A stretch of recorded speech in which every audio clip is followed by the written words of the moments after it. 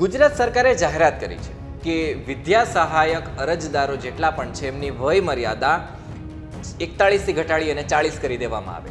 ગુજરાત સરકારની સરકારી ગ્રાન્ટેડ પ્રાથમિક શાળામાં વિદ્યા સહાયકની જગ્યાઓ માટેની જે ભરતી પ્રક્રિયા છે એમાં હમણાં વય મર્યાદામાં બદલાવો કરવામાં આવ્યો છે અને એના જ કારણે વિદ્યા સહાયક ઉમેદવારો હતાશ થયા છે. શું છે આ પૂરો મામલો? વિસ્તારે આ વિડીયોમાં વાત કરીએ. નમસ્કાર, વાઇબ્સ ઓફ ઇન્ડિયા સાથે હું સમ. વર્ષ 2022માં સરકારે જનરલ કેટેગરી માટેના વિદ્યા સહાયકોની જેટલા પણ અરજદારો છે એમની વય મર્યાદા રાખી હતી 41, જે કોરોનાના કારણે રાખવામાં આવી હતી. હવે સરકારના આ નિર્ણયના કારણે ઘણા બધા વિદ્યા સહાયક ઉમેદવાર છે એમને ફાયદો થયો હતો. જો કે વર્ષ 2024ની ભરતી પ્રક્રિયા માટે તાજેતરની જાહેરાત મુજબ ઉમેદવારોને હવે વય મર્યાદાનો સામનો કરવો પડી શકે છે. એના કારણે જ વિદ્યા સહાયક ઉમેદવારોની ચિંતા છે વધી ગઈ છે. ઉમેદવાર હતાશ થઈ ગયા છે, કારણ કે ઉમેદવારોએ દલીલ કરી હતી કે 3 મહિનામાં સમયગાળાની અંદર એમની ફરિયાદો સબમિટ કરી રહ્યા છે એ લોકો, છતાં પણ સરકાર કે અધિકારીઓ એમની વય મર્યાદાની જે વાત છે એ સાંભળી નથી રહ્યા. ઘણા બધા ઉમેદવારોને લાગે છે કે એમની સાથે અન્યાય થઈ રહ્યો છે. વિદ્યા સહાયક ઉમેદવારનું કહેવાનું છે કે ટેટ 1 અને ટેટ 2 માટેની ઓનલાઈન ફોર્મ ભરવાની જે પ્રક્રિયા છે, હાલની ભરતી પ્રક્રિયાની જાહેરાત વચ્ચે 2 વર્ષનો ફરક છે, જેના કારણે એમને તકલીફો પડી રહી છે.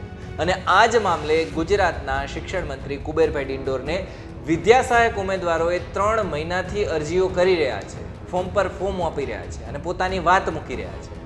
તેઓ સરકારને નવી વય મર્યાદા ઉપર ફરી વિચારણા કરવા માટે અને ઓનલાઈન ઓફલાઈન બંને સબમિશન માટે પોર્ટલ એપ્લિકેશન છે, એપ્લિકેશનવાળું પોર્ટલ જે છે એ ફરીથી ખોલી આપવા માટે વિનંતી કરી રહ્યા છે.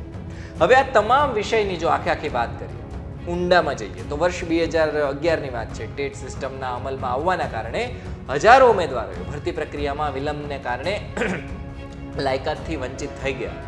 અને આમાં ઘણા બધા વિદ્યા સહાયક ઉમેદવારો અથવા તો જે શિક્ષકો છે એમણે શિક્ષિત બેરોજગાર પોતાને કહી રહ્યા છે, કારણ કે એમને નોકરી નથી મળી. અને આના કારણે ટેટ પરીક્ષાના ફોર્મ ભરવા માટેની વય મર્યાદાને વધારાના વર્ષ સુધી લંબાવવા માટેની વાતો છે ચાલી રહી છે. ઉમેદવારો એવી દલીલ કરી રહ્યા છે કે આવા ફેરફારો છે એના વિના હજારો લોકો છે એમની શરૂઆતથી જ અન્યાય છે એનો સામનો કરી રહ્યા છે. આ લોકો લડી રહ્યા છે. જેમ જેમ આ મામલો ઉઠી રહ્યો છે ને એમ સરકાર આ મામલે અરજીઓ વગેરે લઈ રહી છે. પણ હવે આગળ આ મામલે શું થશે ને જોવાનું રહેશે, કારણ કે સરકારે તો વય મર્યાદા 1 વર્ષ ઘટાડી દેવાની, એટલે 41માંથી જનરલ કેટેગરીમાં 40માં વિદ્યા સહાયક કરી દેવાની વાત રાખી દીધી છે. અને ઉમેદવારો પોતાની અરજી રાખી અને માંગ કરી રહ્યા છે કે જનરલ કેટેગરીમાં જે વિદ્યા સહાયકની વય મર્યાદા છે 41 રાખવામાં આવી છે એ ફરીથી 40 કરી દો ને મારા ભાઈ. હવે આ મામલે ચર્ચા વિચારણા કરવામાં આવશે કે શું વચ્ચેનો રસ્તો કાઢવામાં આવશે, એ બધું જોવાનું રહેશે. કારણ કે સરકાર હવે પોતાના નિર્ણય ઉપર રહેશે કે પછી વિદ્યાર્થીઓને વાત માનશે, જોવાનું રહેશે.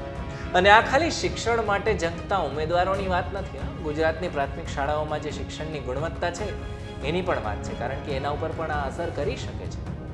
હવે જોવાનું રહેશે. આ ભરતી પ્રક્રિયા મામલે ઉમેદવારો ઘણા બધા વર્ષોથી લડી રહ્યા છે, તો હવે એમને ન્યાય મળશે કે નહીં મળે, કે પછી આ સિસ્ટમ જે ઘટાડવામાં આવી છે એ જ મુજબ સરકાર આગળ વધશે, એ જોવાનું રહેશે. આ તમામ માહિતી માટે જોડાયેલા રહેજો વાઇબ્સ ઓફ ઇન્ડિયા સાથે.